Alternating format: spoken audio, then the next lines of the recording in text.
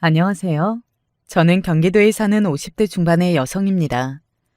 저는 딸아이 하나와 둘이 함께 살고 있어요. 최근에 딸아이가 결혼하게 되면 이제는 혼자 살게 될 예정이었지만 좋지 않은 일로 그 결혼이 없던 일로 되면서 다시 딸아이와 둘이 함께 살게 되었네요. 뭐 혼자 살게 되면 외롭겠다고들 생각은 하지만 이런 결말을 바란 건 절대 아니었습니다. 왜 딸아이와 둘이 사는지 궁금해하시는 분들이 있으실 것 같아서 이야기해 드릴게요. 남편은 딸아이가 초등학교에 다니던 시절 집을 나갔습니다. 바람이 난 거였어요. 그동안 두 집 살림해오고 있었더라고요. 놔주지 말고 버틸까? 뭐 그런 생각을 했던 적도 있었습니다. 흔히들 이야기하는 누구 좋아하라고 이혼해줘? 하면서 말이죠. 하지만 그렇게 버티는 건 저 자신에게도 상처를 내는 거나 마찬가지더라고요. 억울해도 조금 더 나은 미래를 위해 그래도 저와 딸아이는 제대로 살아야 하니까 과거는 과거대로 정리하고 잊고 사는 쪽을 택했습니다. 지금 와서 생각해봐도 그러길 천만 다행이라고 생각해요. 딸아이와 저는 그런 아픈 과거를 공유해서 그런지는 몰라도 유독 더 사이가 좋은 모녀지간이었습니다. 뭐 세상에 각별하지 않고 사연 없는 모녀지간은 없겠지만 그래도 저희 모녀는 더더욱 그런 편이기는 했어요.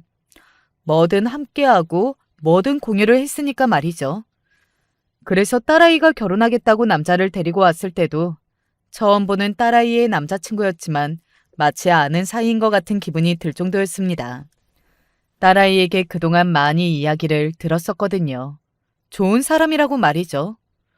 그리고 딸아이의 그런 말대로 사윗감은 너무 좋은 남자 같아 보였어요. 건실해 보였고 성실해 보였고 웃는 모습도 서글서글하니 인상도 마음에 쏙 들었고 말이죠.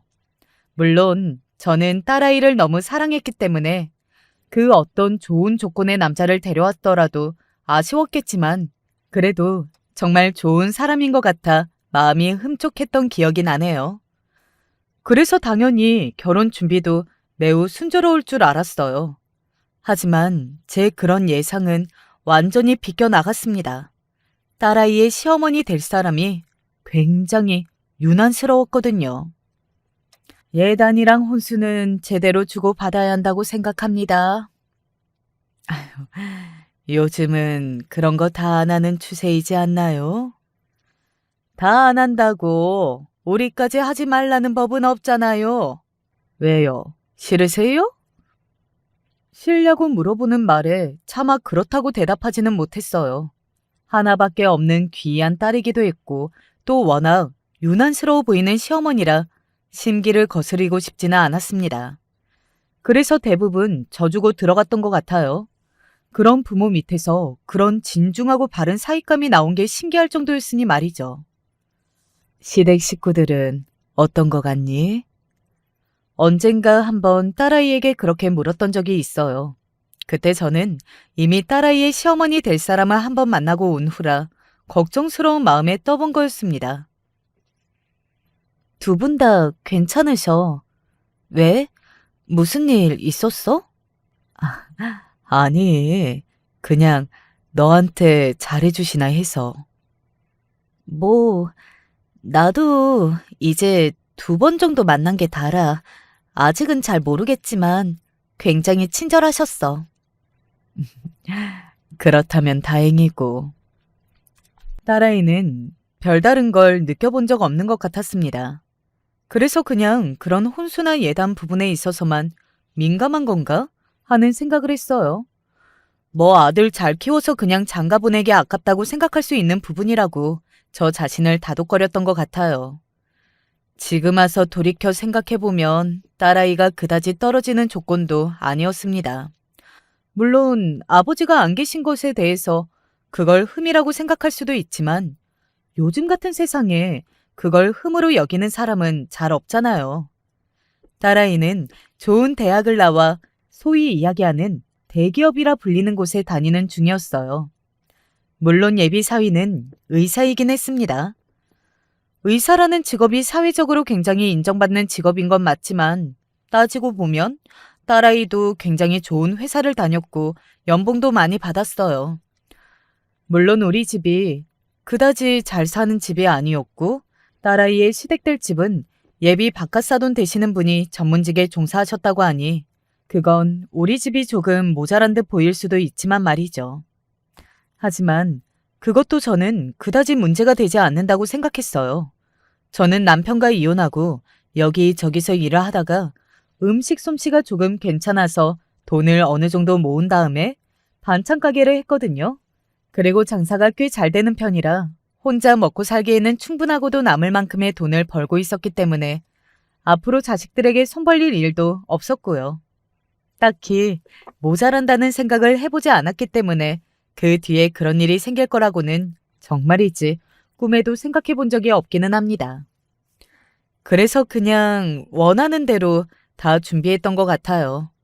솔직히 조금 과하다 싶은 생각을 하지 않은 건 아니었지만 그래도 하나 있는 딸이기도 하고 조금이라도 책 잡힐 만한 구석을 만들고 싶지 않기도 했고 말이죠. 그것만 넘기면 괜찮을 걸로 생각했습니다. 딸아이에게도 친절하게 대해준다는 이야기를 듣고서는 말이죠. 게다가 요즘 자식들 일에 과하게 간섭하거나 하는 부모들이 잘 없잖아요. 예전 같지 않으니까요. 그래서 편하게 생각했던 것 같아요. 사실 그게 아닌데 말입니다. 그러던 어느 날 딸아이가 상당히 어두운 표정으로 집으로 들어와서 제가 걱정되는 마음에 무슨 일이 있냐고 물었습니다. 딸아이는 처음에는 컨디션이 안 좋다는 둥, 회사에서 바쁜 일이 많아서 그렇다는 둥 하며 둘러댔지만 저는 직감적으로 그런 일이 아니라는 것쯤은 알 수 있었어요. 그래서 캐물었더니 이런 말을 하더군요. 어머님이 물어보시더라고. 혹시 아버지가 두 집 살림 차려서 집을 나가신 거냐고. 그 이야기를 듣는데 순간 제 머리를 누가 한 대 치고 지나간 것 같은 기분이 들었어요. 그리고 철렁하고 심장이 내려앉는 기분도 들었고 말이죠. 물론 저나 딸아이가 잘못해서 생긴 일도 아니었고 그랬기 때문에 대단한 흠이라고 생각하지는 않았지만 그래도 상대 쪽에 모르면 좋은 일이긴 하잖아요. 그리고 세월이 너무 오래 지난 일이라 저도 그 일이 없던 일처럼 생각하고 살았던 것도 있었고요. 그걸 물어봐? 그걸 어떻게 알고? 어떻게 아셨는지는 못 물어봤는데 그냥 나한테 그렇게만 물어보셨어. 너한테 뭐라고 해? 나한테 딱히 뭐라고 한 건 아니고 그냥 물어보고 확인만 받으셨는데 표정이 썩 좋지 않으셔서 신경이 쓰이긴 하네. 어디서 들었는지 듣고 와서는 딸아이에게 그게 진짜냐고 물어봤다고 하더군요. 사실 그런 이야기를 어디서 들었다고 해도 보통은 그렇게 당사자에게 직접적으로 확인하거나 하지는 않잖아요. 아무래도 예민할 수 있는 문제이긴 하니까요. 그런데 그걸 그렇게 직접적으로 물어본 게 일단은 어딘가 불안한 예감이 들기는 했습니다. 하지만 딸아이가 너무 신경을 많이 쓰는 것 같아서 일단은 달래줬던 것 같아요. 그냥 어디서 듣고 궁금해서 물어보신 걸 수도 있지. 너무 신경 쓰지 마. 그래도 그게 우리 잘못이 아닌 일인데 문제 삼으면 그게 이상한 거야? 재민이 보면 부모님들도 그러신 분들이 아닐 테니까 너무 마음 쓰지 마. 딸아이는 제 그런 말에도 쉽게 마음을 놓지 못하는 듯 보였지만 사실 그 상황에서 딱히 저희가 할 수 있는 건 없었습니다. 그저 그쪽에서도 별일 아니라고 생각하고 이렇게 넘어가길 바라는 수밖에요. 하지만 그런 저의 바람은 이루어지지 않았습니다. 어느 날 딸의 얼굴이 상당히 좋지 않더라고요. 그래서 제가 물었습니다. 그날은 예비 시댁 어르신들과 만나고 오는 날이라는 것을 알고 있었거든요. 왜? 무슨 일 있어? 아니, 그냥 어머니가 아무래도 나를 탐탁치 않게 생각하시는 것 같아서 어디서 무슨 이야기를 들으신 건지. 아차 하는 생각이 들더군요. 혹시 만약에 누군가에게 저희 모녀에 대해 좋지 않은 이야기를 들은 게 아닐까? 하는 생각이 들었습니다. 사실 남편과 그 상간녀가 저희 모녀에 대해 좋지 않은 소문을 퍼뜨리고 다닌다는 이야기는 아주 예전에 들었던 적이 있거든요. 만약 그런 이야기를 듣고서 오해라는 걸 하는 거라면 그 오해를 풀어야겠다는 생각이 들었어요. 그래서 제가 따로 연락했습니다. 단도직입적으로 말씀드리겠습니다. 저희 남편이 바람이 나서 두 집 살림을 차려나간 건 사실이에요. 저는 워낙 오래된 이야기이기도 하고 저희는 그 후로 전 남편이나 딸아이도 자기 아빠는 없는 사람 셈치고 살고 있었기 때문에 따로 이야기를 드려야 한다고 생각하지 못했습니다. 사실 예비 사부인도 제가 이 문제 때문에 자신을 불러냈을 거라는 건 짐작하겠지만 제가 얼굴을 보자마자 그런 이야기를 바로 할 거라고는 생각하지 못했던 건지 살짝 당황하더군요. 그러더니 이렇게 말했습니다. 편견으로 이런다거나 그것 때문에 다 된 결혼을 깨자 뭐 이런 건 저도 아닙니다. 단지 왜 미리 말씀해 주지 않았나 하는 생각이 들었던 거예요. 혹시 숨겨야 할 사연 같은 게 있는 건 아닌지 하는 생각이 저로서는 들 수밖에 없었습니다. 사실 대화가 통하지 않으면 어떡하나 하는 생각을 조금 했었는데 그건 아니더라고요. 그래서 한시름 놓았던 것 같습니다. 아닙니다. 일부러 이야기하지 않은 건 절대 아니에요.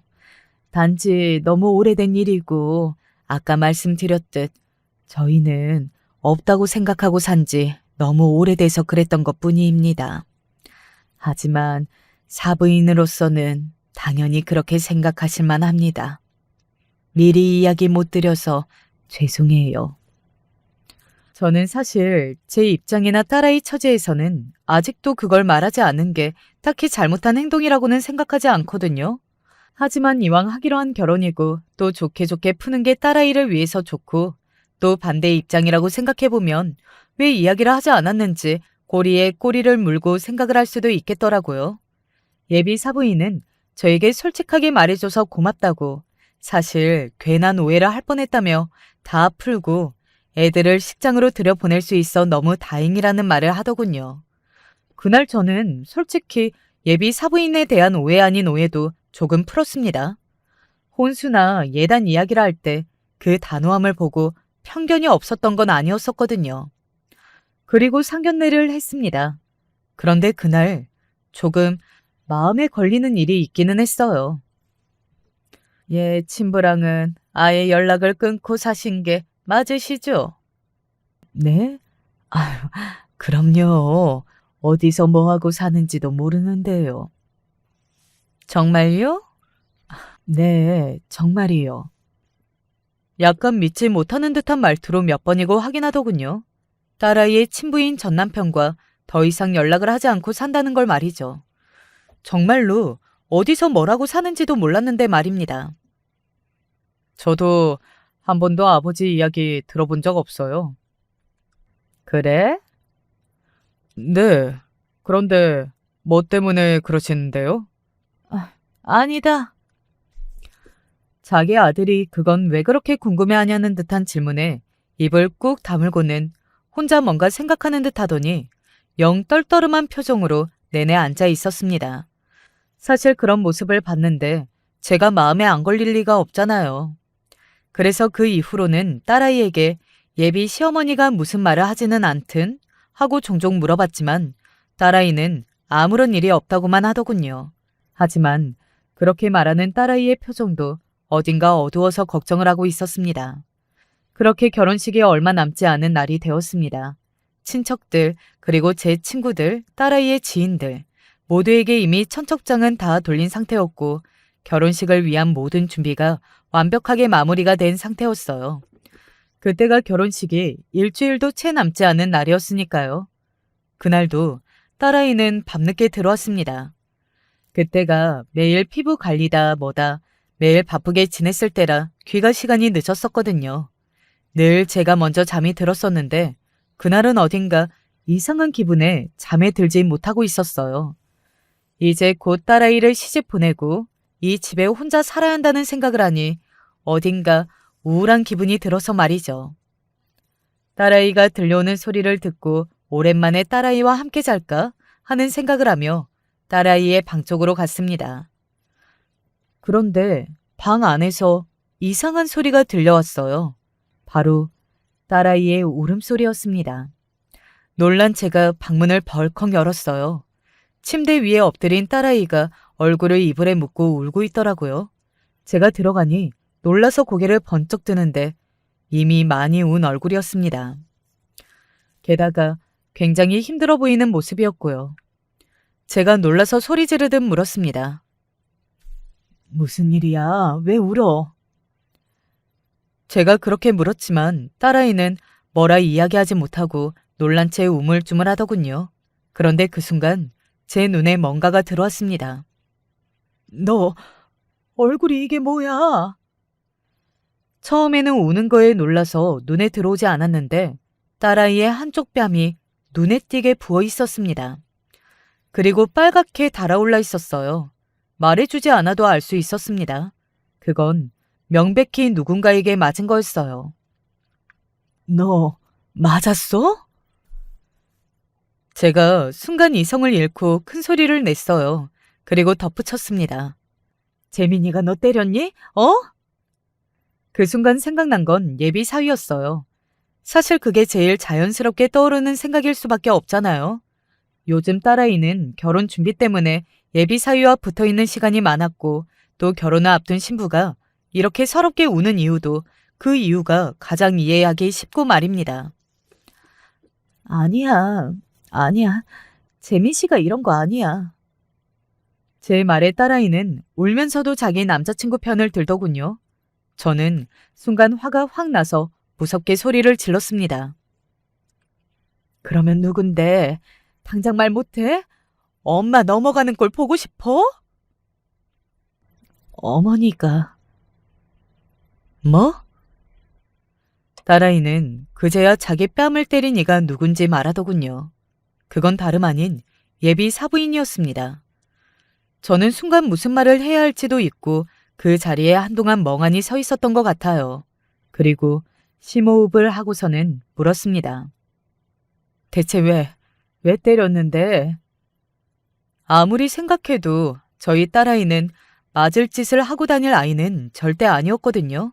그리고 그 어떤 잘못을 저질렀다 하더라도 아직 며느리도 아닌 예비 며느리에게 손을 휘둘렀다는 사실이 도저히 이해도 납득도 되지 않았습니다. 딸아이는 제 질문에 다시 대답하기를 망설였지만 단단히 화가 난 제가 그냥 넘어가지 않았어요. 계속해서 재촉하듯 물었고 딸아이는 결국은 입을 열었습니다. 저는 그 이야기를 듣고서는 정말이지 엄청나게 충격을 받았습니다. 세상에 정말 그런 사람이 있더라고요. 앞과 뒤가 다르고 못돼 먹기만 한 사람이요. 사실 딸아이는 꽤 오래전부터 자신의 예비 시어머니에게 학대 아닌 학대를 당해온 모양이었습니다. 처음에는 홀어머니한테 큰 걸 마음에 안 들어 했다고 하더군요. 하지만 그럴 수 있다고 생각했다고요. 그 사람은 화목한 가정에서 잘 자라왔으니까. 그래서 가족이 많은 집으로 장가 보내고 싶었다는 그 말에 나는 죄송스럽기까지 했었어. 그래도 뭐 내가 결혼해서 아이도 많이 낳고 화목한 가정을 만들어주면 되지 하고 생각했었고. 그런데 점점 더 자신에게 막말을 했다고 하더군요. 내가 무슨 실수 같은 것만 해도 이게 다 아버지가 없이 커서 그렇다는 식으로 말씀하시기 시작하시더라고. 처음 몇 번은 그래도 어른이니까 옛날 분들은 그렇게 생각하실 수도 있지 라고 생각했는데 어느 순간부터 그게 도를 넘는다는 생각이 들어서 오빠한테 이야기했었어. 그래서 오빠가 어머니한테 그러지 말라고 이야기했고. 문제는 그 이후부터 예비 시어머니의 괴롭힘이 더 심해졌다고 합니다. 자신과 아들 사이를 벌써 이간질하게 하는 거냐면서 말이죠. 하지만 자기 아들에게는 좋은 엄마 자리를 계속해서 유지하고 싶었던 건지 아들이 있는 앞에서는 티를 내지 않았다고요. 이 결혼을 엎어야 하나 하는 생각을 안 한 것은 아니었어. 그런데 나는 오빠가 너무 좋고 또 어차피 신혼살림 차릴 집도 서울에서 끝과 끝인데 자주 볼 것 같지도 않고 뭐 이런저런 생각하면서 합리화시켰는데 그런 상태에서 저와 예비 사부인이 만나서 혼수와 예단 이야기를 나눴고 그쪽에서 요구한 것들을 다 해줘버리자 결혼을 접겠다고 말할 용기가 더더욱 나지 않았다고요. 물론 가장 큰 이유는 남자친구를 좋아해서가 가장 컸겠지만 말입니다. 그쯤 되니 궁금해지는 게 하나 있기는 했습니다. 바로 이거였어요. 네 아빠 이야기는 대체 어디서 들은 거랬니? 제 전남편이자 딸아이의 친부인 그 자식의 소식을 어떻게 알았는가 하는 점이 다시 의심스럽더군요. 저도 모르는 소식을 어디서 들었는지 말입니다. 그때는 그냥 그런가 보다 하고 넘어갔었는데 이런 상황이 되니 그냥 넘어갈 문제는 아닌 것 같다는 생각이 들었어요. 그리고 그런 제 질문에 딸아이는 역시나 다시 뭔가 말할 게 있는 듯한 얼굴로 저를 바라봤습니다. 이제 그냥은 못 넘어가. 다 이야기해. 그게 내 뒷조사를 하신 모양이야. 뭐? 정말이지 말 그대로 충격과 공포 그 자체였습니다. 딸아이가 마음에 들지 않은 예비 사부인은 딸아이에게 더 흠은 없는지 그런 것들을 사람을 시켜 뒷조사한 모양이더라고요. 그리고 그렇게 조사를 해서 알게 된 게 바로 저희 전남편 이야기였고 말입니다.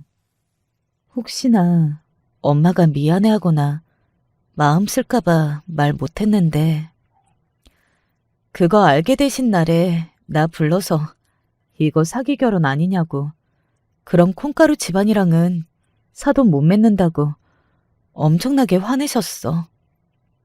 그리고 그 모습을 남자친구가 봤다고 말이죠. 그래서 남자친구와 남자친구의 어머니가 엄청나게 다퉜다고 하더라고요. 오빠는 엄마 이런 분이신 줄 몰랐다. 어떻게 사람을 그런 조건만으로 단정을 짓냐 하면서 엄청 화를 냈거든. 어머니는 그걸 보고는 일단 한 수 접으신 거고. 당장은 자기 아들이 너무 자신에게 실망할 것 같으니 미안하다고 자신이 생각이 짧았다며 그 자리에서 사과했다고 하더군요. 하지만 딸아이는 그때 처음으로 이 결혼을 해야 하는 건가 하는 생각을 진지하게 하기 시작했다고 합니다. 그런데 예비 사위가 울며 헤어질 수 없다고 했고 말이죠.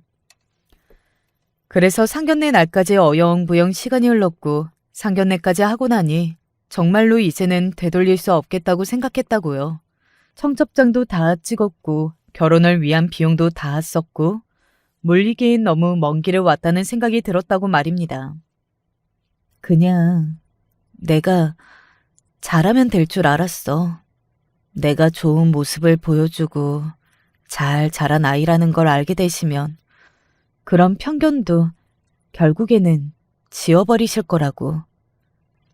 그런데 분이 미처 풀리지 않았는지 대뜸 찾아와서는 이렇게 말했다더군요. 아무리 생각해도 억울해서 화가 나서 내가 화병에 걸릴 것 같다.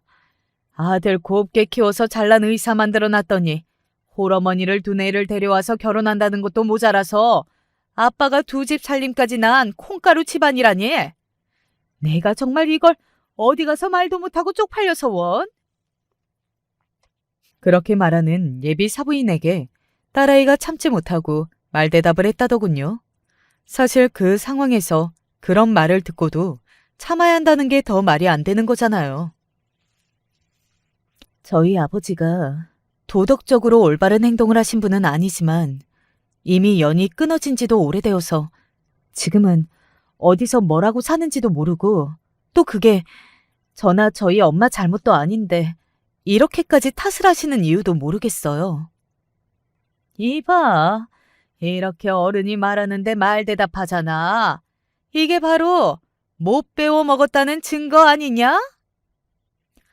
불합리한 말을 계속하시는데 어떻게 듣고만 있어요? 이게 나랑 정말 해보자는 거야? 결혼 며칠 안 남았다고 내가 어떻게 못할 것 같으냐? 막 나가자는 거야. 그게 아니라 닥치지 못해? 그렇게 말하면서 정말 사정없이 딸아이 뺨을 내리쳤다고 하더군요. 그것도 3대씩이나 말이죠. 딸아이는 이 상황이 현실인지 꿈인지도 분간을 할 수 없을 만큼 굉장히 충격을 받았다고 합니다. 그리고 서러움이 복받쳐 그 뒤로 아무 말도 하지 못했다고요. 그렇게 그대로 집에 와서 울다가 저한테 들킨 겁니다. 저는 정말 머리 끝까지 화가 차올랐어요. 화로 머리가 터질 것 같다는 게 이런 걸 말하는구나 할 만큼 화가 났습니다. 순간 뒷머리가 당기는 듯한 기분도 들었고 말이죠. 심호흡을 크게 했어요. 그리고 딸아이에게 물었습니다. 이 결혼 할 거니? 그게 무슨 소리야? 당장 내일 모레가 식인데. 내일 모레가 식인 게 무슨 상관이야. 못하겠으면 못하는 거지. 제 그런 말에 딸아이가 놀란 눈으로 저를 바라보더군요. 저는 다시 한번 딸아이에게 물었습니다. 이 결혼을 정말 할 건지, 잘 살 자신이 있는지 말이죠. 딸아이는 고개를 숙인 채 대답하더군요. 솔직히 자신 없어. 그리고 모를 수만 있다면 모르고 싶기도 하고. 그렇지만 이제 와서 어떻게 그래. 이미 집도 다 계약했고 신혼여행도 다 계약했고 청첩장도 다 돌렸는데 취소 못하잖아. 그게 다 무슨 소용이냐. 못 살면 못 사는 거지. 지금이라도 모르는 게 천만다행한 일일 수도 있어. 그런 거 무서워서 이대로 손잡고 들어갔다가 나중에 정말로 못 견디겠다고 이혼하면 그 사이에 마음고생은 대체 뭘로 보상받니? 며칠 남지 않는 결혼을 깨게 되면 돌아올 후폭풍이 걱정되어 쉽게 결정을 내리지 못하는 딸을 설득했습니다. 저는 그런 집과 사돈을 맺을 생각도 없었을 뿐더러 그렇게 몰상식하고 인간이 안 된 시어머니에게 딸을 보낼 수도 없었으니까요. 긴 고민 끝에 딸아이는 못하겠다고 이야기를 하더군요.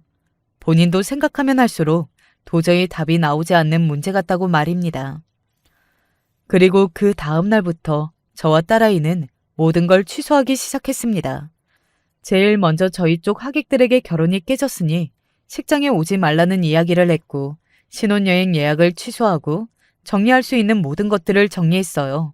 딱 한 가지만 빼고 말이죠. 식장에는 이야기하지 말아라. 식장에는 왜? 다 생각이 있으니까 하지 말어. 그리고 재민이한테도 당일에 말해. 알겠지?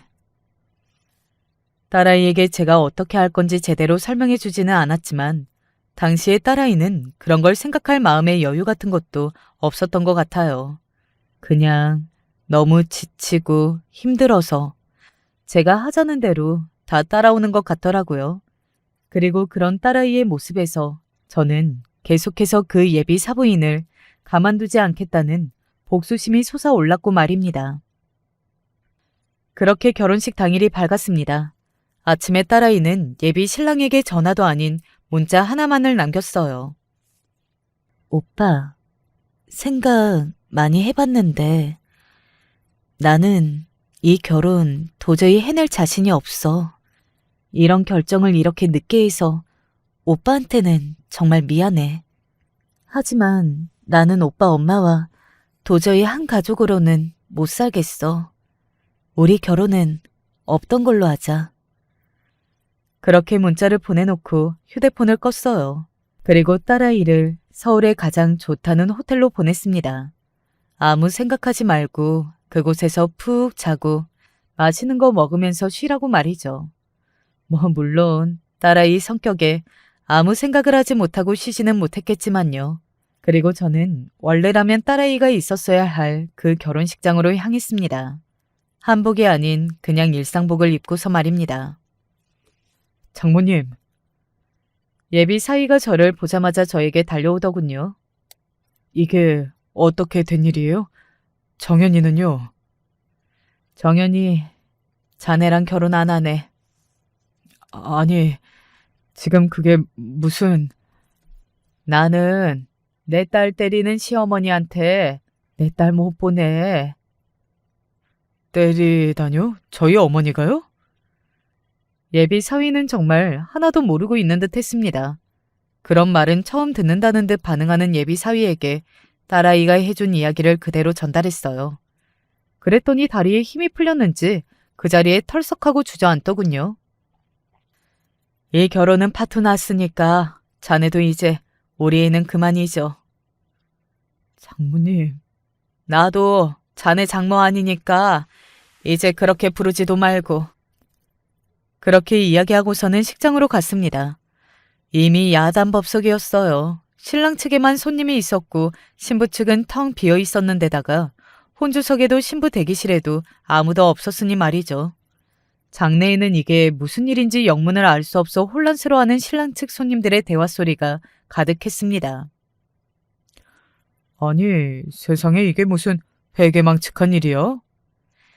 이게 신부 측에서 어지간한 원한으로는 결혼식 당일에 자기들만 이렇게 쏙 빠지는 짓은 안 할 텐데.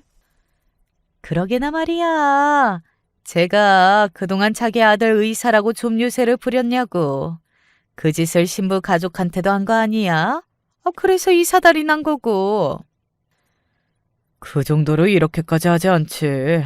내가 봤을 때 재민이든 아니면 재민이 엄마든 둘 중 하나는 엄청나게 큰 잘못을 저지른 게 분명해.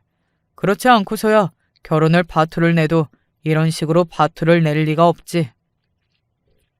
도대체 무슨 일로 신부 측이 이런 짓까지 벌였는지 자기들끼리 자화자화하더군요.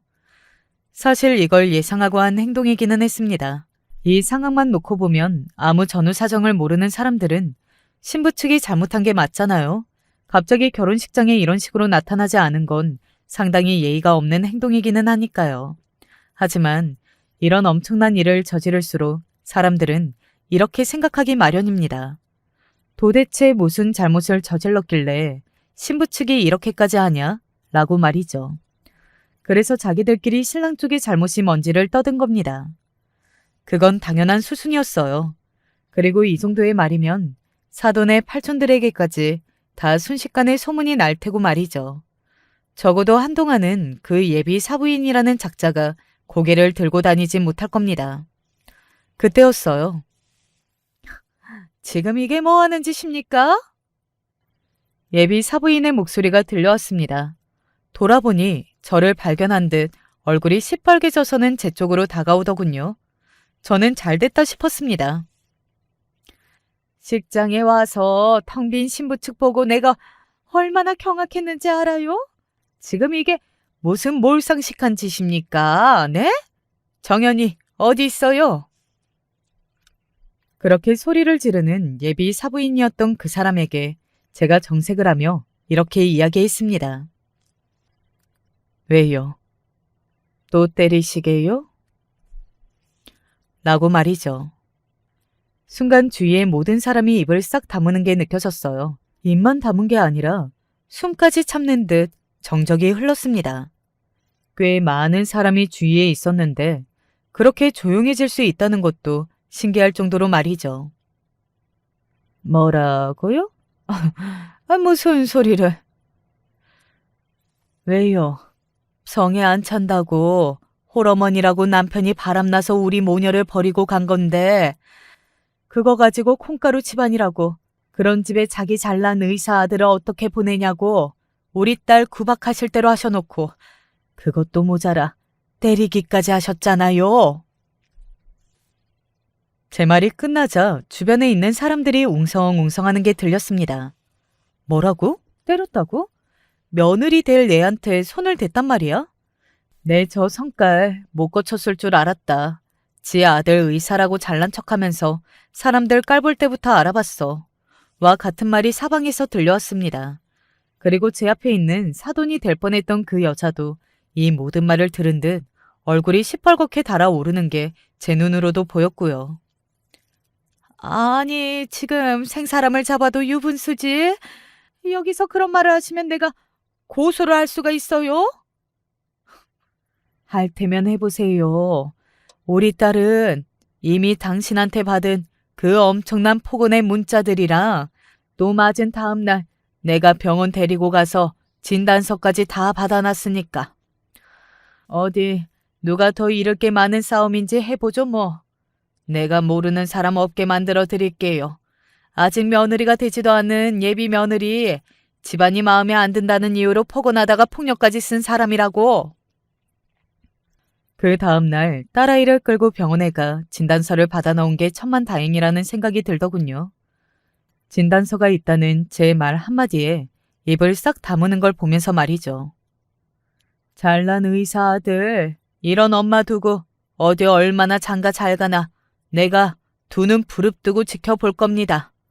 자기 자식 귀하면 남의 자식 귀한 줄 알아야지. 어디 내 딸 얼굴에 손을 대기를 대? 나도 네 아들 때리려다 참았다. 그렇게 말하고는 멍하니 서 있는 그 여자를 뒤로하고 그 결혼식장을 빠져나왔습니다. 제 뒤로 사람들이 떠들어대는 소리가 들려왔어요. 이제 이 다음 복수는 그 사람들이 해줄 거라는 생각이 들었던 것 같습니다. 그 뒤로 사이가 될 뻔했던 딸아이의 남자친구가 집으로 찾아왔지만 제가 며칠 여행을 보냈다고 했어요. 뭐 실제로 며칠 호텔로 쉬게 보내기는 했으니까요. 환불받을 수 있는 예물은 다 환불받았고 또 신혼집에 들여놓았던 가전과 가구들도 다 환불하거나 되팔았습니다. 이 모든 과정을 상당히 빠르게 진행했던 것 같아요. 빨리 다 털어내고 싶은 마음이었거든요. 그래야 딸아이도 빠르게 치유가 될 것 같았고 말이죠. 며칠 호텔에서 쉬다 돌아온 딸아이에게 대충 상황 설명을 해줍니다. 딸아이는 뭔가 해탈한 듯 아무 동요 없는 표정으로 가만히 그 이야기를 듣더니 마지막에는 약간 울먹이며 저를 안아줬어요. 그리고는 이렇게 말했습니다. 엄마가 고생이 많았겠네. 미안하고 고마워. 라고 말이죠. 딸아이의 그 말에 네가 미안하기는 뭐가 미안해? 하면서 둘이 함께 또 껴안고 한참을 울었던 것 같아요. 사실 그동안은 제가 화가 나서 그렇게 울며 감정을 털어낼 마음의 여유가 없었거든요. 그런데 큰일을 치르고 나니 슬픈 감정이 밀려왔습니다. 그날 굉장히 많이 울었던 것 같아요. 그리고 며칠 뒤 딸아이의 남자친구가 집으로 찾아왔습니다. 뭐 언제까지 숨어 있을 수만은 없으니 한 번은 만나기는 해야 할 것 같다고 딸아이가 나가더군요. 그리고는 한참 뒤에 어딘가 편안해 보이는 얼굴로 돌아와서는 다 정리를 했다고 말해줬습니다. 오빠도 다시 만나자고 찾아온 건 아니었어. 그러면 정식으로 사과하고 싶었대. 자기 어머니가 나한테 이렇게 한 거에 대해서 몰라줘서 미안하고 그리고 앞으로는 행복만 하라고. 자기 같은 남자랑 자기 집안 같은 곳에 시집 안 오게 된 걸 천만다행으로 생각하면서 말이야. 지금 생각해도 그런 부모 밑에서 어떻게 그렇게 바르고 착한 아들이 나올 수 있었는지 의문이 들어요. 딸아이의 남자친구만 놓고 보면 정말 괜찮고 아까운 사윗감이긴 했습니다. 이 결혼을 깬 걸 절대 후회하지는 않지만요. 그렇게 모든 게 다 정리가 되는 듯 싶었어요. 그런데 그 여자가 저를 찾아왔습니다. 사돈이 될 뻔했던 그 여자 말이에요. 저를 보자마자 이렇게 말하더군요. 당신 때문에 내 인생이 망했어. 그거 알아? 그거 참 다행인 일이라는 생각이 들었습니다. 내가 무슨 천하의 나쁜 년이 돼서 친척들도 친구들도 뒤에서 다들 씹어대고 내 아들은 나랑 눈도 안 마주치려고 하고 남편은 이혼하자는 소리를 해. 내 인생을 이렇게 조져놓고 내가 가만히 있을 것 같아? 다 엇보고 스스로 불러온 결과인데 뭐가 그렇게 억울해서 찾아와서 또 이 난리예요? 당신이 내 딸을 괴롭히고 때리지만 않았어도 일어나지 않았을 일이었잖아요. 그런 콩가루 집안에서 우리 집 같은 집에 그리고 의사인 내 아들이랑 결혼하면서 그 정도 소리도 안 들으려고 했던 게 양심이 없는 거 아니야? 정말 기가 차더군요. 뭐가 그렇게 대단한 집안이라고 말이죠. 당신 집안이 뭐가 그렇게 대단한데 그래? 우리 집 보고 콩가루라고 했지? 그러는 당신네 집안은 뭐 대단히 안 콩가루야? 이렇게 예비 며느리 때리는 시어머니가 있는 집안이야말로 콩가루지? 뭐야? 말 다 했어? 덜했다. 왜? 길거리에 지나가는 사람들 붙잡고 물어봐. 우리 잘못도 아닌 걸로 남편이 바람이 나서 버림받은 불쌍한 모녀의 잘못인지 그걸 문제 삼아서 집안이 콩가루라는 둥 유난이라는 유난은 다 떨어가며 며느리 될 애한테 손댄 당신의 잘못인지 어디 한번 동네방네 소문내고 누가 더 잘못한 건지 판결을 내봐. 제 말에 씩씩거리기만 할 뿐 아무 말을 하지는 못하더라고요. 아마 알았을 겁니다. 저는 한다면 하는 사람이라는 걸 말이죠. 결혼식을 그런 식으로 파투를 내는 건 아무나 할 수 없는 일일 테니까요. 잘못 건드렸다가는 자기도 피를 본다는 사실을 알았잖아요. 하지만 그런데도 분이 풀리지 않았는지 한참을 꽥꽥 소리를 지르다 돌아갔습니다. 다시 돌아올 것처럼 우리를 계속 괴롭힐 것처럼 굴었지만 저는 알 수 있었어요. 저희에게 더 이상 해코지를 할 수 없다는 걸 말입니다. 저는 겁내하고 있다는 걸 알 수 있었거든요. 그리고 얼마 지나지 않아 속이 다 시원해지는 소식을 들을 수 있었습니다. 바로 정말 이혼을 당할 위기에 처했다는 소식을 말이죠.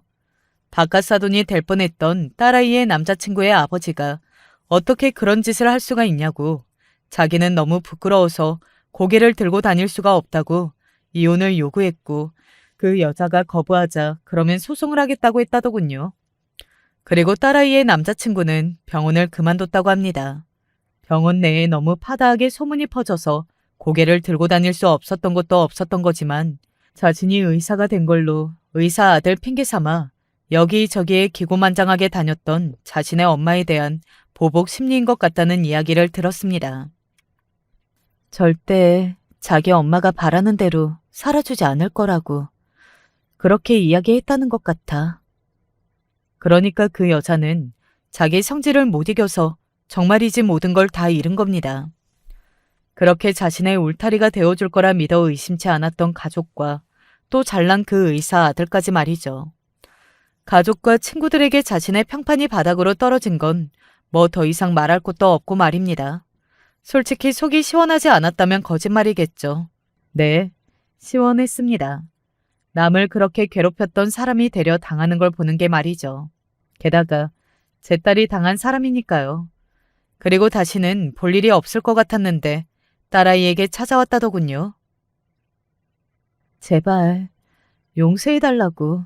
그리고 내가 용서했다는 걸 자기 아들한테 말해달라고 하더라. 그리고 평생 안 보고 살아도 괜찮으니까 자기 아들 다시 만나달래. 그리고 설득 좀 해달래. 다시 병원 나가는 걸로. 자신의 아들이 더 이상 의사가 아니게 된 게 어지간히도 힘이 들었나 보구나 하는 생각을 했던 것 같습니다. 그 와중에도 그런 부탁을 하는 걸 보면 말이죠. 제가 딸아이에게 물었어요. 너희 둘은 어쨌든 싫어서 헤어진 건 아니니까 아직 미련이 있니? 하고 말이죠. 이러나 저러나 둘의 문제로 헤어진 건 아니기는 했잖아요. 그럴 수밖에 없는 상황이 된 거죠. 만약에 딸아이가 아직 남자친구를 잊지 못하고 있고 그것 때문에 괴로워한다면 저는 상관없다는 이야기를 해줄 작정이었죠. 그런데 딸아이는 이렇게 말하더군요. 이 모든 일을 겪으면서 사실 정이 많이 떨어졌어. 물론 오빠는 따지고 보면 잘못한 게 없기는 하지만 나는 오빠를 보면 자연스럽게 어머니가 생각이 날 수밖에 없잖아. 그분이 나한테 하신 그런 행동들은 나한테 씻을 수 없는 상처인데 매번 생각이 나는 사람이랑 어떻게 마주보고 한 이불을 덮고 그렇게 살아. 나는 못해. 라고 말이죠. 그래서 다시 남자친구를 만날 수는 없을 것 같다고요. 그 이야기를 듣는데 마음이 짠해져 왔습니다. 사랑했던 애들이 그렇게 된 게 말이죠. 그래서 거절했다고 하더군요. 그러면서 남자친구에게 이제 자신은 괜찮으니 어머니와 너무 담 삼고 지내지 말라고 그렇게 이야기했다고요. 그리고 어머니에 대한 보복으로 의사를 관두는 그런 짓도 하지 말라고 했어. 누군가에게 복수를 하겠다는 생각으로 사는 건 너무 끔찍한 일이라는 거 엄마도 나도 너무 잘 알고 있잖아. 지 아버지에게 제가 버림받을 때 안갚음을 할 생각으로 이혼하지 않겠다 잠시 생각했던 그 시절. 그때를 이야기하더군요. 누군가에게 대갚아줄 생각으로 악으로 깡으로 사는 건 그렇게 사는 본인에게도 고통스러운 일이라는 걸, 놓아주는 건 결국에는 자신을 위한 일이라는 걸 그 누구보다 잘 알고 있었으니까요. 잘했다고 했습니다. 그리고 이제 다 끝났으니 잊고 우리끼리 행복하게 살자고 말이죠. 사실 제 이야기는 여기서 끝이 나는 게 맞는데 그 뒤에 있었던 황당한 일이 있어서 그것도 조금 덧붙일게요. 이것도 시원하고 재밌는 이야기라서 말이죠. 평생을 소식을 모른 채 살았던 제 남편에 관한 이야기입니다. 마치 짠 것처럼 평생 소식이라고는 모르고 살았는데 그러고 얼마 뒤에 소식을 듣게 되었어요. 나도 우연히 봤어. 그래서 좀 수소문해봤더니 그렇게 산다고 하더라고. 지인이 우연히 남편을 봤다고요. 처음에는 닮은 사람인가 긴가민가 했는데 보다 보니 확실했고 궁금해서 어떻게 사는지 알아봤다고 합니다. 잘 살고 있으면 저에게 이야기를 전해주지 않고 못 살고 있으면 이야기해줄 심산으로 말이죠. 최근에 이혼했대. 이혼이요? 그 여자랑? 그 여자가 바람이 났나 봐. 어떤 젊은 남자랑. 세상에, 둘 사이에 자식은 없대요? 없대. 그냥 그렇게 살았나 봐, 둘이. 모아둔 돈이랑 땅 문서 같은 것도 싹 다 들고 그 젊은 남자랑 튀어서 전국 방박 곳곳을 그년 잡겠다고 이잡듯 쫓아다니는 모양이야. 결국 그렇게 결말이 났더라고요. 거 봐, 결국에는 다 벌을 받게 되어 있다니까. 잘 살 것 같아도 그게 아니야. 남의 가슴에 그렇게 대못 박은 사람들을 절대 행복하게 살 수 없어. 사실 예전에는 남편이 망했다는 소식을 듣거나 불행했다는 소식을 들으면 참 속이 시원해질 거라는 생각을 한 적이 있었거든요. 저에게는 씻을 수 없는 죄를 저지른 사람이잖아요. 그렇게 나가서는 자기 딸이 궁금하지도 않은지 한번 찾아오지도 않은 사람이었고요. 그런데 지금 그 꼴을 하고 살고 있다는 이야기를 들어도 그렇게 막 시원하거나 고소하다는 생각이 들지는 않았습니다. 물론 아예 그런 마음이 들지 않은 건 아니었지만 엄청나게 통쾌하다거나 뭐 그렇지는 않더군요. 딸아이는 제가 좋은 사람이라서 그런 거라고 했지만 저는 그게 세월이 주는 선물 같은 거로 생각해요. 죽을 것 같이 미워하던 감정이나 복수심 같은 것도 세월이 지나면 옅어지잖아요. 누군가를 미워하고 증오하는 마음이 늘 한결같다면 그 감정을 겪어내는 저도 지옥에 사는 거니까 말입니다. 하지만 그래도 저에게 그리고 제 딸에게 상처를 준 전남편이나 사돈이 될 뻔했던 그 여자가 불행하게 산다는 건 기분 좋은 소식이기는 하지만요. 그런 생각을 한 적도 있어요. 나에게 잘못했던 사람들이 어느 날 굉장히 업보로 불행해져서 나에게 죽을 죄를 지었다고 사과하러 오는 상상 말입니다. 그런 상상을 하면서 열심히 살아야겠다고 다짐하곤 했었거든요. 그게 또 제 삶의 원동력이 되기도 했고요. 전 마누라 연락처 물어보고 다닌다던데? 전 남편이 이제 와서 저를 왜 만나고 싶어 하는 건지 도통 이유를 알 수 없습니다. 돈이 없는 게 아닐까? 너 반찬 가게 조금 잘 되잖아. 그 소식을 어떻게 알고? 원래 그런 인간들은 그런 소식은 귀신같이 빠르게 알아. 설마 그 정도로 양심이나 염치가 없겠어? 라고 생각했지만 그런 사람들은 정말로 그 정도로 염치도 양심도 없는 사람이더군요. 제가 과소평가했다고 어느 날 저를 찾아온 전 남편을 보며 그렇게 생각했었습니다. 분노가 많이 가라앉았다고 생각했는데 얼굴을 보니 그때가 떠올라서 역하긴 하더라고요. 잘못했다고 지나고 보니 후회밖에 안 남는다는 전 남편의 얼굴에 침을 뱉어줬습니다. 정말 침을 뱉었어요. 그리고 다시 연락하면 죽여버리겠다고 무서운 얼굴로 이야기했습니다. 아마 그 인간도 놀라기는 했을 거예요.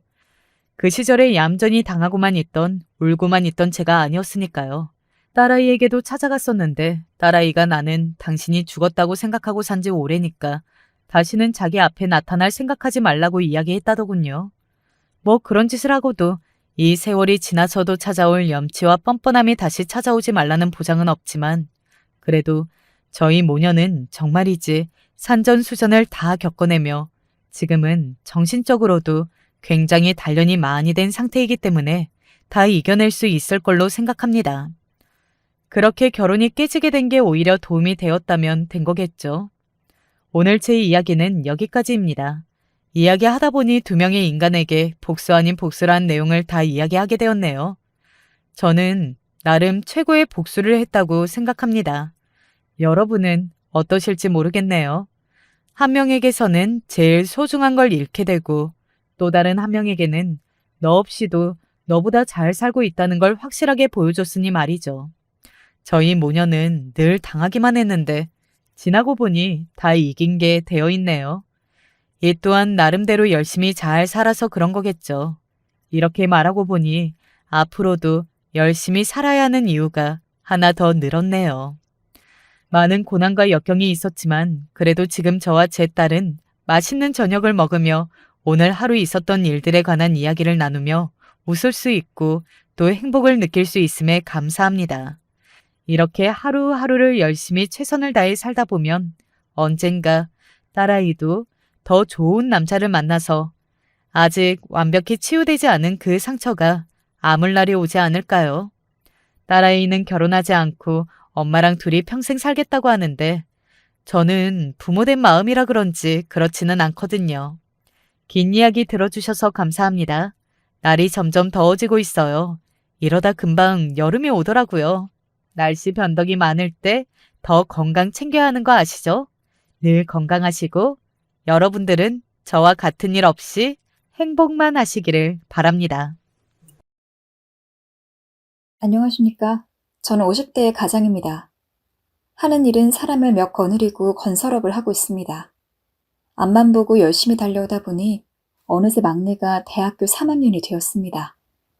자식들을 모두 키워놓고 나니 문득 그동안 살아온 일도 생각나고 얼마 전에 참 인생이란 게 뭔가 싶은 경험을 하고 나니 누구에게라도 이 일을 털어놓고 싶어서 이렇게 글을 남깁니다. 긴 세월이니만큼 하고 싶은 이야기가 많지만 먼저 오늘까지 저를 채찍질하며 올 수 있었던 힘이 되었던 고등학교 동창들의 이야기부터 시작해야겠군요. 제 고등학교 친구들은 저를 포함해 7명 정도입니다. 그중 둘은 고등학교를 졸업하자마자 이내 연락이 끊겨 소식을 알 수 없게 되었습니다. 우리는 고등학교 내내 잠시도 떨어지지 않고 어울려 다녔습니다. 지금에 와서 돌이켜보면 그 당시에도 서로가 둘도 없는 친구라는 인식은 없었던 것 같습니다. 그저 다들 유별난 성격이었기에 어디 가서 무시당하지 않고 행세 깨나 하려면 무리가 필요했던 것은 아니었나 하는 생각이 듭니다.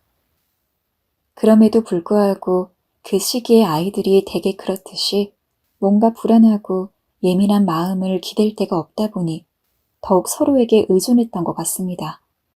지금 생각해보면 저는 사람이 인생의 시기를 막론하고 인간관계를 좀 간단하게 맺을 필요가 있다고 생각하는데 그때는 그런 것을 미처 알지 못해 우리는 서로 견제도 하고 기싸움도 하면서도 서로의 속사정을 훤하게 아는 그런 친구 사이로 고등학교 시절을 보냈습니다.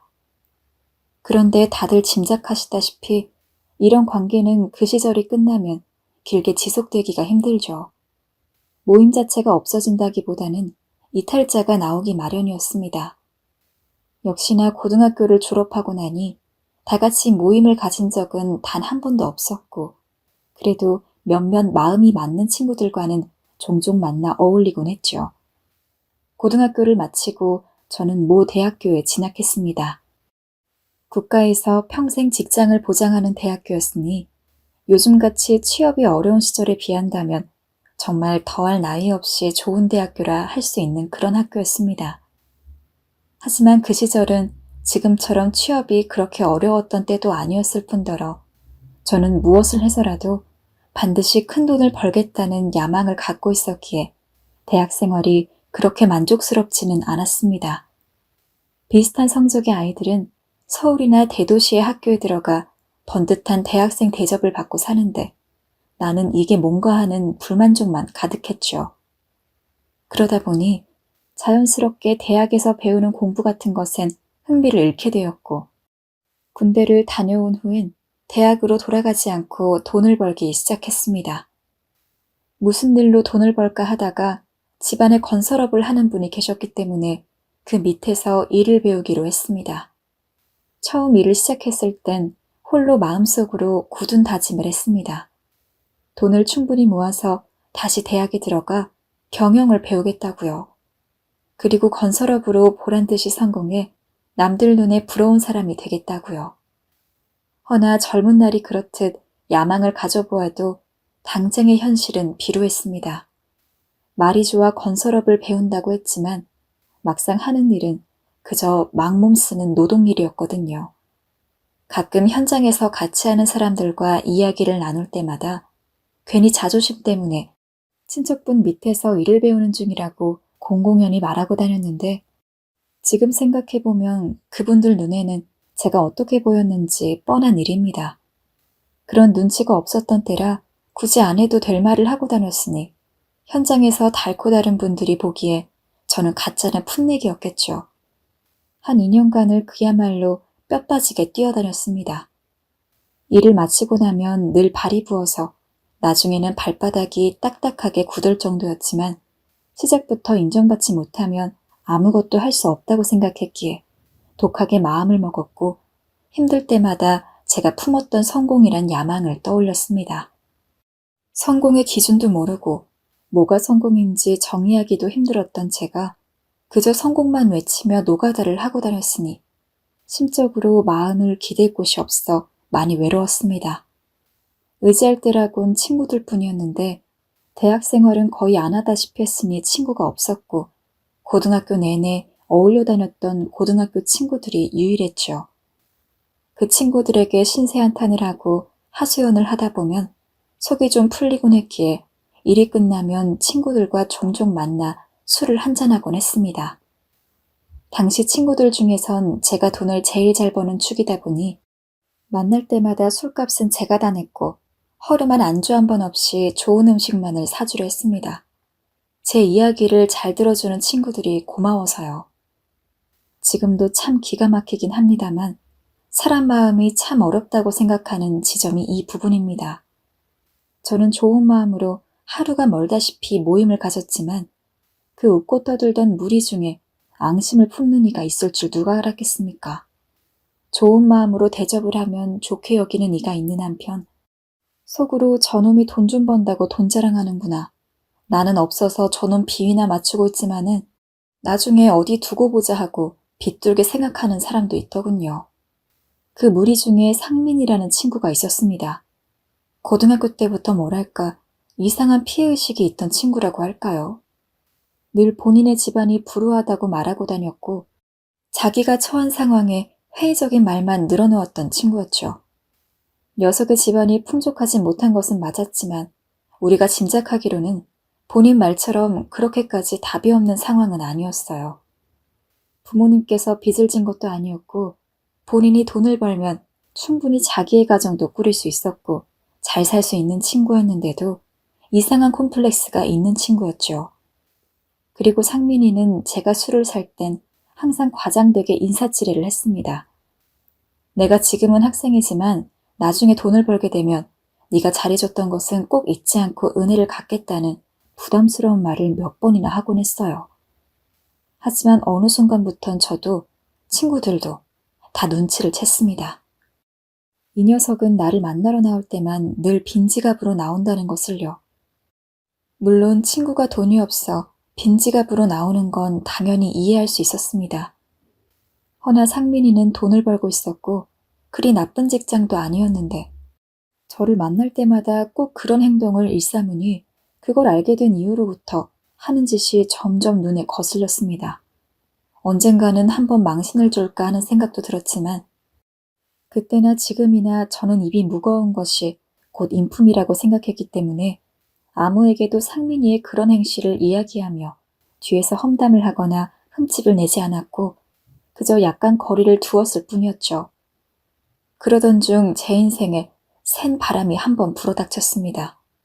제가 일하고 있던 친척분의 회사가 경영난으로 기울어져 가면서 하루아침에 직장을 잃게 된 것이었습니다. 그분이야 상당한 자본가였기 때문에 이후 큰 어려움 없이 재기할 수 있었습니다만 그때 저는 그야말로 당장의 생활이 어렵게 되었습니다. 그래도 꾹 참고 몇 년간 다닌 직장인데 어느 날 갑자기 갈 곳을 잃어버리니 너무 마음이 힘들고 착잡하더라고요. 그런 마음에 저는 혼자 소주를 기울이다가 친구들을 불러 사정을 이야기했습니다. 제가 참 큰 실수를 했다 싶었던 것은 이 부분입니다. 아무리 어려운 일이 있어도 혼자 잘 참고 이겨내야 했는데 그저 위로를 받고 싶은 마음에 친구들에게 상황을 모조리 다 이야기하고 다녔던 거죠. 당시 20대 후반으로 접어드는 나이였고 친구들은 점차 사회로 진출하던 시기였으니 그런 제 상황이 이해도 되지 않았을 것입니다. 무엇보다도 통탄한 일은 아마 이 이야기를 들으시는 분들께서도 짐작하시겠지만 내가 어려울 때 진정 위로해주는 사람은 많지 않다는 사실이고 무관심하거나 어떤 이유로든 고소해야 하는 인간들이 있다는 사실이죠. 바로 상민이가 그런 인간이었습니다. 그쯤에 저는 이상하게도 친구들 무리로부터 소외당하는 느낌을 받았습니다. 다들 제 전화를 슬슬 피하기 시작했고 제가 술을 마시자고 해도 바쁘다는 일핑계를 대더군요. 그중 무리에서 가장 친했던 친구마저 제 연락을 잘 받지 않는 것 같아 저는 좀 당황스러웠습니다. 처음엔 제가 힘든 소리를 자주 하고 다니니 친구들이 혹시 부담스러워하나 보다 싶어 행동을 조심하려 했습니다. 친구들에게 섭섭하긴 했지만 힘들어도 티내지 않고 그저 괜찮은 척 버텨나가는 식으로요. 하지만 아무래도 이상했습니다. 제가 힘들단 얘기를 처음 하는 것도 아니고 지금껏 수차례 해왔는데 왜 이제 와서 이러는지 알 수가 없었어요.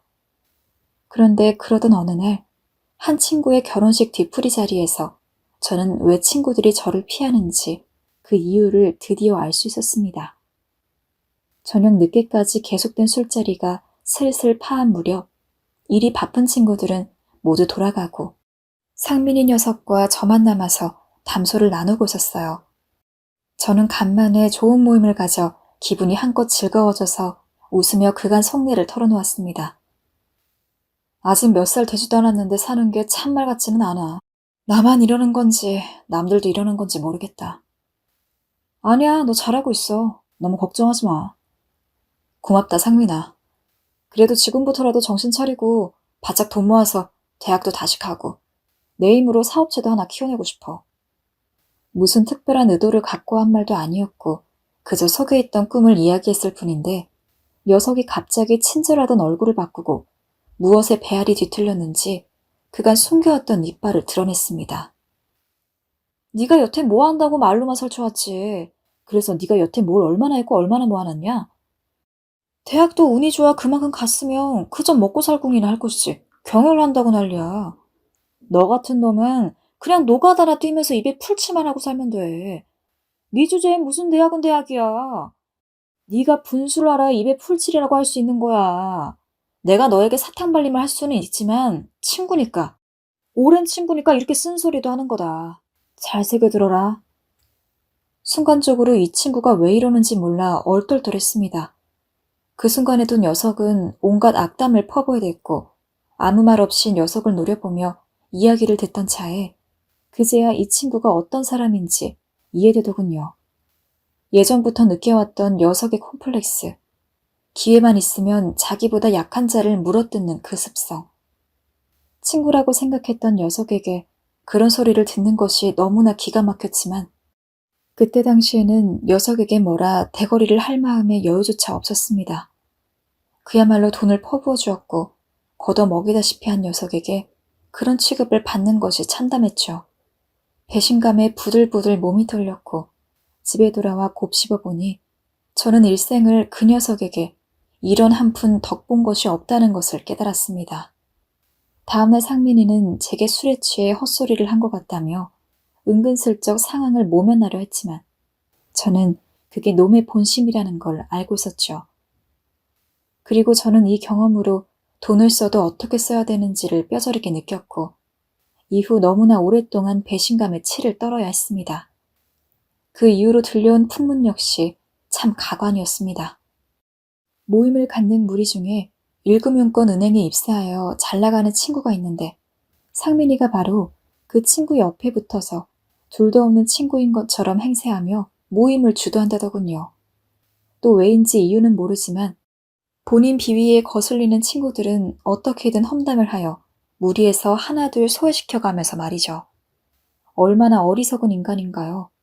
은행 과장이 자기 식구 잘 먹고 잘 사는 정도이지 그 무슨 주변을 돕고 은혜를 주는 자리나 되던가요? 사람이 아무리 그래도 뭐라도 이득될 자리를 보고 발을 뻗는 법인데 말이죠. 저에 대해서는 친구들에게 무식하고 주제도 모르면서 입만 살아있는 노가다꾼이라고 했다더군요. 그 이야기를 듣고 나니 그 녀석의 마음에 뭐가 있는지 어느 정도는 짐작이 갔습니다. 그저 번듯하고 내놓을 만한 사람만 추켜 세우고 주변에 두려는 그 비열한 콤플렉스. 그게 그 친구를 비열하고 못된 인간으로 만든 것이었죠. 그러던 어느 날 갑자기 모임에서 가장 친했던 친구로부터 연락이 왔어요.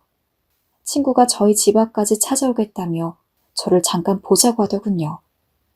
친구의 목소리에 기운이 없었고 한숨도 차 있는 모습이 왠지 별로 좋지 않은 일임을 직감했습니다. 제가 먼저 나가 친구를 기다리고 있자 친구가 터덜터덜 걸어왔고 오랜만에 만난지라 서로의 안부부터 물었습니다. 친구의 표정은 그때까지도 좋지 않았어요. 마치 저에게 할 말이 있는데도 못하는 듯 대화를 하는 중간중간에도 계속 제 눈치를 살폈습니다. 그에 제가 먼저 말문을 틔웠습니다. 무슨 일이냐, 철아. 여기까지 와서 말할 게 뭐야.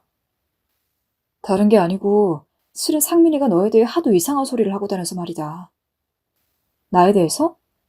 대충은 알고 있지만 한번 말해봐. 무슨 소리를 하고 다녔는데? 침착하게 대응하려 했지만 심장이 펄떡펄떡 뛰었습니다. 예상은 같지만 일단은 들어보자는 심정으로 잠자코 기다렸습니다. 하지만 그놈이 뒤에서 저에 대해 하고 다녔던 말은 제가 상상할 수 있는 그 범위 밖에 있더군요.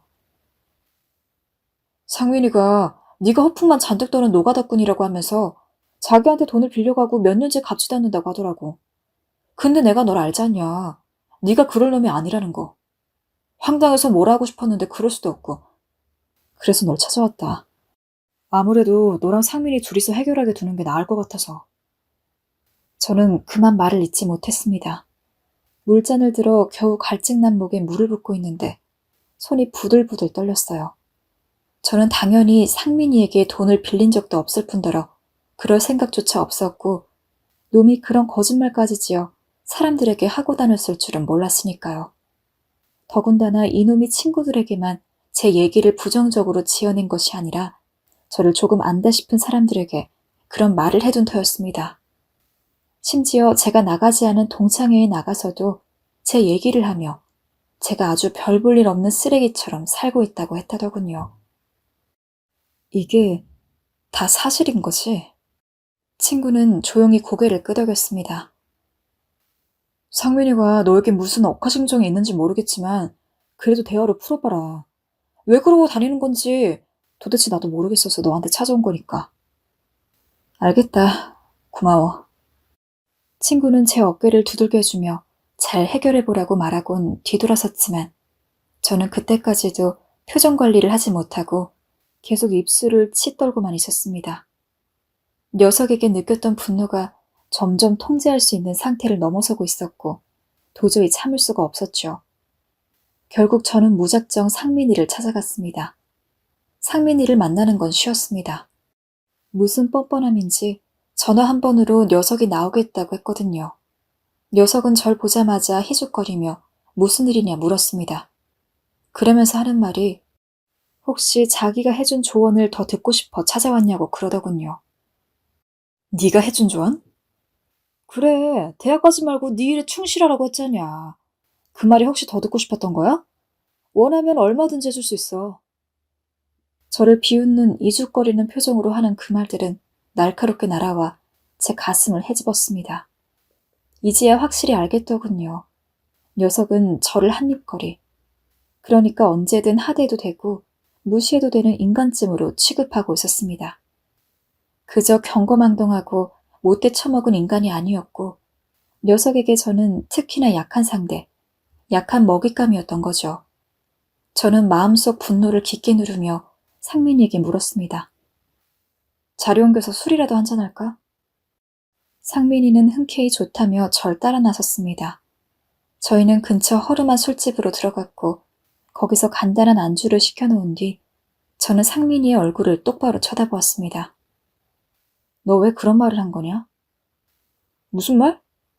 네가 뒤에서 무슨 말을 하고 다니는지 알고 있다. 나에 대해서. 이쯤 되면 녀석도 술술 풀어놓을 거라 생각했습니다.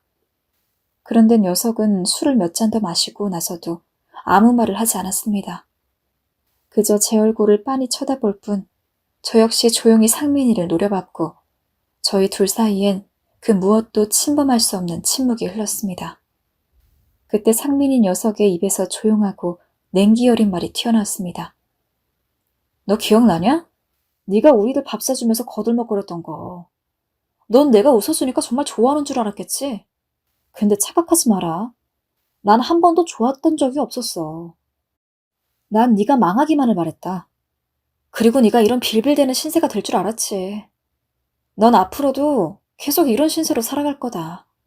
내 예상은 항상 맞는다니까. 저는 테이블 아래에서 두 손을 꼭 쥐며 녀석의 말을 듣고만 있었습니다. 상민이는 뾰족한 눈으로 절 보더니 슬그머니 웃으며 큰 인심 쓰듯 술값을 테이블 위에 놓고선 유유히 빠져나갔습니다. 저는 그 자리에 한참 동안 움직이지도 않고 상민이가 나간 자리를 바라보며 있었습니다. 정신이 없었다는 표현이 맞을까요? 거대한 감정 하나만이 저를 사로잡고 있었어요. 분노, 그리고 모멸감. 그때 제 눈에서 예상치 못하게 눈물방울이 떨어졌습니다. 울어본 적이 참으로 오랜만이었습니다. 어렸을 때 아버지에게 혼이 난 이후로 처음 흘리는 눈물이었어요. 저는 눈물을 뚝뚝 떨구며 한참을 서럽게 울었습니다. 그리고 그 술집을 빠져나가며 생각했습니다. 어떻게든 보란 듯이 성공하겠다고. 저는 바로 취업을 위한 자리를 알아보았고 다시 일어서기 위해 또 미친 듯이 일에만 집중했습니다. 일에 집중하는 순간이 고통을 잊게 해주는 순간 같이 느껴졌습니다. 어딜 가도 제 마음속 안엔 그 허름한 술집과 대면하던 상민이의 얼굴이 있었고 상민이가 절 비웃고 있었고 전 바락바락 이를 갈고 있었죠. 연애를 하거나 전처럼 사람을 자주 만나지도 않았습니다. 외로움도 그냥 어쩔 수 없는 인생의 일부라 생각하며 거뜬히 받아들였죠. 살기 위한 본능이 이렇게 커다란 힘을 가지고 있는진 그때 알았습니다. 당시 저는 남들이 하는 일에 2배를 하고서도 지칠 줄 몰랐으니까요. 주변 사람들은 젊은 사람이 왜 이렇게 일에 미쳐있냐며 저를 말리곤 했지만 저는 그렇게 생각하지 않았습니다. 더 해야 한다고, 잘해야 한다고 스스로를 채찍질하기 바빴습니다. 다른 사람에게 인정받기 위해서보단 그냥 그건 저와의 싸움 같은 거였던 것 같습니다. 그 이후로도 친구들 모임 때문에 몇 번 녀석과 마주친 적은 있습니다. 그때마다 녀석은 알 듯 모를 듯한 말로 속을 긁어놨지만 저는 한 번도 녀석을 상대한 적이 없습니다. 차라리 이유를 알지 못하면 또 모를까. 저런 작자를 상대해봐야 내 꼴도 한심해진다고 저를 다잡았습니다. 화병이라고 해도 좋을 만큼 배신감에 치를 떨기도 했지만 애시당초 무지하고 사람을 볼 줄 모르는 한심한 이는 저라고 생각했어요. 또 나중엔 분명 제가 성공해 있을 테니 그때 가서 코를 납작하게 해주기를 기대하고 있었습니다. 녀석은 계속 제 앞에선 웃으면서 뒤에선 저에 대한 험담을 늘여놓고 다녔지만 신경도 쓰지 않았어요. 오히려 절 아는 사람이라면 절 믿을 거고 아닌 사람이라면 상민이의 말을 믿을 거라 생각했어요. 그렇게 한 몇 년간을 제 일에 몰두했습니다. 그야말로 닥치는 데라고 해도 좋을 정도로 일을 했죠. 당장 눈에 띄게 형편이 좋아지지는 않았지만 일적인 신뢰 같은 것이 느는 것이 느껴졌습니다. 인맥도 생겼고 돈 버는 방법도 조금씩 체득해 나갔습니다. 생활에 여유가 생기고 조금씩 희망이 보이는 것 같자 그때는 저도 결혼을 생각하게 되었습니다. 그러는 사이에 저희 회사에 당시 신입사원으로 들어온 여자를 만나게 되었습니다. 그 신입사원은 배려심 많은 성격에 말투도 곱고 단아해 주변 동료들에게도 인기가 많은 여자였습니다. 경쟁자가 많아 다가가긴 힘들었지만 저는 저만의 자신감으로 다가가 겁없이 데이트를 신청했고 회사 동료끼리는 연애하지 않겠다는 이유로 몇 번은 거절당했지만 그래도 끊임없이 여자분을 향한 호감을 표시했습니다. 제가 한 1년을 한결같은 마음으로 쫓아다니자 어느새 여자분도 마음이 열렸는지 제게 먼저 데이트를 신청했고 저는 그 자리에서 호감을 얻어 연인관계로 이어지는 데 성공했습니다. 연애를 하다 보니 삶의 다른 면들에 대해서도 많이 알게 되었습니다. 지금껏 유하지 못하고 계속 스스로를 채찍질만 하며 살아왔는데 일에 미쳐 돌아가던 절 붙잡아주고 사랑으로 감싸 안아주는 사람이 생기니 저를 돌아보게도 되었고 일을 조금 적당히 하는 여유까지 생기게 되었죠. 저희는 알콩달콩한 연애를 하다 그냥저냥 만나는 연인관계를 지나 서로 속 얘기까지 털어놓을 수 있는 진지한 관계가 되었고 제 쪽에서 먼저 결혼 얘기를 꺼내게 되었습니다. 당시 어떤 반응이 보일지 몰라 무척 떨렸던 기억이 납니다. 당신은 결혼에 대해서 어떻게 생각해? 나는 지금 내 나이면 좋다고 생각해요. 아이 낳고 오순도순 애들이랑 남편이랑 사는 것도 큰 행복일 것 같아요. 당신도 알다시피 내가 좋은 환경에서 자라지 못했잖아요. 그러다 보니 어린 시절부터 일찍 결혼해서 안정적인 생활을 꿈꿨어요. 왠지 허락을 하는 것 같은 그녀의 말을 들으니 저는 더 결혼에 대한 확신을 갖게 되었고 저는 그녀에게 떨리는 마음으로 결혼하자는 말을 꺼냈죠. 정말 다행히도 그녀는 제 마음을 받아주었고 사돈의 허락까지 받자 저희는 서둘러 식을 준비했습니다. 하지만 좋은 아내를 만나 결혼을 하고 아이들을 낳았다고 삶이 다 편해지진 않았어요. 아이들을 키우자 살림살이가 나아지지 못하고 오히려 힘들어졌습니다. 아이들에게 들어가는 돈이 있고 고정 지출비가 있다 보니 애들이 초등학교에 들어가서도 저희 가족은 좁은 방 한 칸에서 생활을 하며 먹고 살기 바빴습니다. 아내는 이런 상황을 이해해 주었지만 저는 아니었습니다. 잠든 아이들의 얼굴을 바라보면 얼른 돈을 모아야겠다는 생각에 다시 마음은 초조하고 불안해졌습니다. 그 와중에 겨우 모은 돈으로 친척들과 함께 사업을 하다가 경제사범으로 총대를 메고 1년간 징역살이를 하게 되었습니다. 아내에게 미안했고 참으로 절망스러웠죠. 저는 그 속에서 깨달았어요. 그 누구보다 독해져야 하고 이제는 수단과 방법을 가리지 말아야 한다는 것을요. 다시 옛날의 저로 돌아와야 한다는 것을요. 그 순간 상민이가 떠올랐습니다. 제 신세를 비웃으며 저를 거지 취급하던 상민이가요. 그저 사람 좋고 열심히만 하면 길이 열릴 것이라는 제 순진한 믿음은 어느 순간부터 사라지고 일적인 자리에서 만만하게 보이지 않는 것만이 사는 길이라는 걸 알게 되었습니다. 저는 그런 자세와 태도로 일에 임했습니다. 다행히 제가 책임을 지고 죄를 받은 덕에 여유자금을 받을 수 있었고 그것이 제 사업의 전환점이 되었습니다. 그간 믿고 살았던 10년들은 아무짝에도 쓸모없었다고 해도 좋을 정도로 목표는 오직 일이었고 그 과정에서 조금이라도 거슬리는 일에는 짐승처럼 맞서 싸웠습니다. 그러고 나니 거칠고 유별나던 현장 사람들도 제 말에 자연스레 순종했습니다. 방 한 칸에 비루하던 생활에서 벗어나 제 사업이 점차 자리를 잡아가던 어느 무렵에 문득 거울을 보니 삭막하고 매서운 눈빛으로 쏘아보는 중년 남자가 서 있더군요.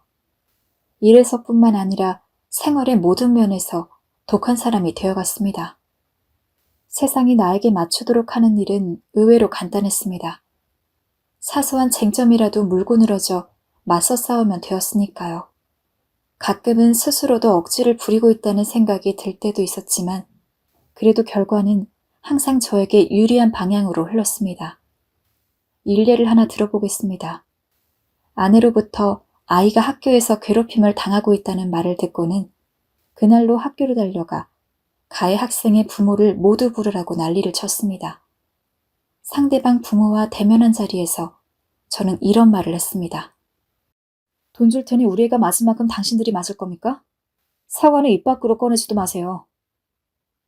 담임 선생님부터 가해 학생의 부모들까지 모조리 기겁을 했고 아내마저 제 으름장에 당황스러워했습니다. 하지만 그 이후로 제 아이가 괴롭힘을 당하는 일은 없었습니다. 제가 가해 학생을 직접 만나 한 번만 내 아이에게 손을 대었다간 가만두지 않겠다는 말도 했으니까요. 저희 아이가 더 이상 멍자국이 없이 집에 돌아오니 아내도 안심했고 저도 마음을 놓았습니다. 식구들은 내심 그런 저를 든든하게 여기는 눈치였고 저는 제 방법이 남자만의 해결 방법이라고, 가장의 해결 방법이라고 자부했었죠. 그렇게 세월을 보내고 나니 비록 노가다꾼일 망정 번듯한 사업가가 되었습니다. 주식회사를 설립하고 전원 부지의 드라마에서나 나올 법한 주택을 지었습니다. 그 무렵에는 돈을 버는 일에도 이미 호가 나서 다양한 사업에 손을 댔습니다. 잘 모르는 사업 분야에도 거침없이 뛰어들었습니다. 제가 가진 원칙은 오직 하나. 경쟁업체에 비해 압도적인 규모와 서비스. 이를 바탕으로 상권을 잠식하는 것이었죠. 그 과정에서 욕도 많이 먹었지만 이미 이 지역에서 알만한 사람은 모두 아는 사업가로 발돋움했습니다. 비록 풍채 좋고 점잖은 사업가의 모습은 아니었지만 이미 그런 것은 문제가 아니었죠. 깡마르고 매섭게 생긴 노가다꾼이라 할지라도 주변과 세상이 내 뜻, 내 의도대로 굴러가는 것. 이것은 돈보다 더 무서운 중독을 안겨주더라고요. 돈은 그저 수단일 뿐이지만 돈으로 안 되는 것이 드물었습니다. 그렇게 명석하지 못하던 막내돔도 돈으로 과외를 붙이고 재수학원까지 시키고 나니 나름 번듯한 대학교에 붙었죠. 돈이야 얼마든지 물려줄 수 있지만 사람이 자기 직업은 있어야 하니 그렇게 기를 쓰고 공부를 시켰습니다. 이처럼 돈이 세상 모든 것을 내 쪽으로 당기는 자기장과도 같다고 생각은 하고 있었습니다만 얼마 전 참 기가 막힌 경험을 했습니다. 사람하고 짐승이 다른 게 무엇일까요? 짐승이야 살기 위해 무슨 일이든지 합니다마는 그래도 사람은 얼어 죽을지언정 누울 자리를 보고 발 뻗는다는 말도 있죠. 제게 이 차이를 실감시킨 일이 하나 있었습니다. 얼마 전 사업장에 웬 손님이 찾아왔습니다. 제 인생을 통째로 바꿔놓은 녀석, 제게 마음속 트라우마를 심어놓고 간 녀석, 바로 근 20년 만에 나타난 상민이었죠. 아마 그 순간에 누군가 제 표정을 봤다면 벌레 씹은 표정이라고 했을 겁니다. 그만큼 젊은 날의 울분은 깊은 한으로 남는 법이죠. 하지만 이내 이 녀석이 나한테 왜 왔나 궁금하기도 했습니다. 제 회사는 고향으로부터 아주 멀리 떨어져 있었기 때문에 4시간 이상이나 걸려서 저를 찾아온 그 저희가 무엇인지 드러나 봐야겠다고 생각했어요. 그래서 녀석을 맞아 자리에 앉혔습니다. 계절에 어울리지 않는 옷차림, 어딘가 비굴한 태도. 하지만 어딘가 침착하려 애쓰는 티가 역력했습니다. 오랜만에 만난 자리이고 사람이 나이가 들면 어느 정도 여유가 생길 법도 한데 여전히 속이 검어 보이는 그 꼴이 역겹게 느껴져 속에서 신물이 올라오더군요. 순간 젊은 날 그 녀석이 제게 했던 짓이 떠올라 내쫓아버릴까 하는 마음도 들었지만 그래서야 그게 무슨 복수가 되나 싶어 일단 이야기나 들어보자고 겨우 마음을 누그러뜨렸습니다. 녀석은 한참을 자기 이야기를 늘어놓았습니다. 지방대 석사를 나와 공단의 연구소에 들어가 생활했고 마흔 중반에 슬슬 월급쟁이가 지겨워져 그간 경력을 바탕으로 자기 사업체를 꾸려보려 하다가 기존에 일했던 업체 사장의 장악력에 밀려 자금을 모두 날려버리고는 공부방을 하며 근근히 살아오다가 이제 나이가 많아 학생들과 소통이 어렵게 되어 그마저도 손을 놓게 되었으니 뭔가 다른 사업을 해보려고 구상 중이라며 자기가 앞으로 할 사업에 대해 이야기했습니다.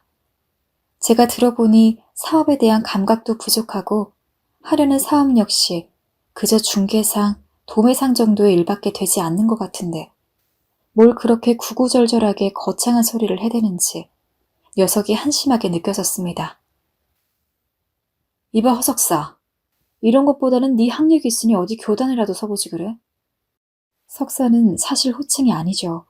그리고 경력도 변변치 않은데 교단은 택도 없는 소리지만 녀석의 허영심을 떠보기 위해 이렇게 말을 했습니다. 그랬더니 녀석은 오히려 그 말에 기분이 좋은지 그래도 좋겠다며 동조를 하더군요. 역시 친구가 나를 잘 알아봐주는구만. 이래서 친구 좋다는 말을 하는가 봐. 그래서 말인데 내가 이번에 야심차게 계약한 게 있는데 사업 자금이 부족해서. 그래도 자네가 우리 친구 중에서 가장 성공했지 않은가? 2억 정도만 융통해주면 이자까지 팍팍 쳐서 1년 안에 갚을 수 있을 것 같은데 어찌 안 되겠나? 라고 말하는 겁니다. 친구라는 말에 피가 거꾸로 솟는 것 같았지만 그간 잊고 지냈던 그 감정을 생각하면 얼굴에 침이라도 뱉고 싶었습니다만 아마 그날에 제 인생의 마지막 자제력을 모두 쏟아부었나 봅니다. 글쎄, 돈이 있어도 사업에 넣을 돈이지 빌려줄 돈이 없네. 내가 너의 뭘 믿고 그런 큰 돈을 빌려주나? 이제 와서 말이지만 네가 예전에 하고 다닌 짓 나는 다 알고 있는데 입이 없어 여태 그냥 지는 줄 아나? 나뿐 아니라 여러 친구 관계 네가 다 이간질해서 우리가 고등학교 모임이라고 할 만한 게 어디 있나? 속에서 올라오는 분함을 참으면서 점잖게 말했더니 녀석은 잠시도 고민하지 않고 대뜸 제 앞에 무릎을 꿇었습니다. 가끔 들리는 소식에 따르면 안 본 20년 사이에 금전은 물론 결혼까지 그간 그리 평탄치 못한 것은 알고는 있었지만 대뜸 무릎까지 꿇을지는 몰랐죠. 하지만 행동을 보아하니 제가 한 짓을 잘 알고 이미 모든 행동을 다 계획해서 온 눈치가 빤하더군요. 그동안 저런 식으로 매사에 대처해왔을 것을 생각하니 참 가슴 한구석이 답답해지기까지 했습니다. 제발 부탁하네, 제발. 친한 일은 다 용서해줄게. 내가 욕심과 질투에 눈이 멀어 자네에게 상처를 줬어. 정말 미안하네. 여기 사진 속 얼굴 보이나? 내 아들이야. 나 아들한테 자랑스러운 아빠이고 싶어. 정말 어제는 사채까지 해야 하는 생각까지 했다고. 돈을 빌릴 데가 하도 없어서. 내 사정 얼마나 비참한지 자네는 짐작도 못할 거야. 이런 말까진 안 하려고 했는데 한강다리에까지 올라갔었어. 이봐, 내가 그럴 필요도 못 느끼지만은 내 사정을 충분히 설명했잖아. 네가 무릎을 꿇든 뭐라든 그건 억지밖에 안 되지. 일을 해결해야 하는 방법이 아니야.